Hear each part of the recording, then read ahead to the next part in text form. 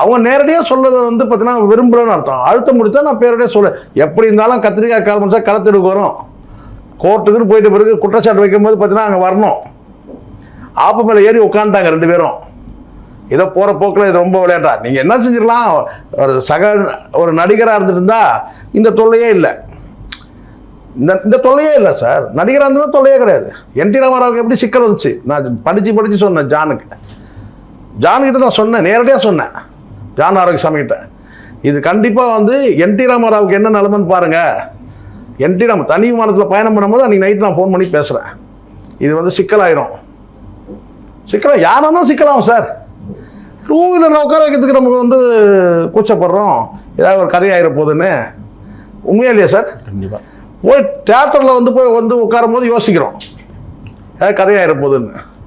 ஏன்னா கதை கட்டுறது ஈஸி சார். இங்கே நாமளே வந்து அதுக்கு ஒரு வாய்ப்பு தரக்கூடாது இல்லை. தனி விமானத்தில் பயணம் பண்ணுறேன், ஒரு பொண்ணோட புருஷன் தெரியும்ல, அப்புறம் லவ் ஃபார் எவர்னு சொல்கிறேன். அப்போ எல்லாருக்கும் சொல்லு, லவ் ஃபார் எவர் சொல்லு. எத்தனை நடிகர்கள் இருக்கிறாங்க, எல்லாருக்கும் சொல்லுவியா?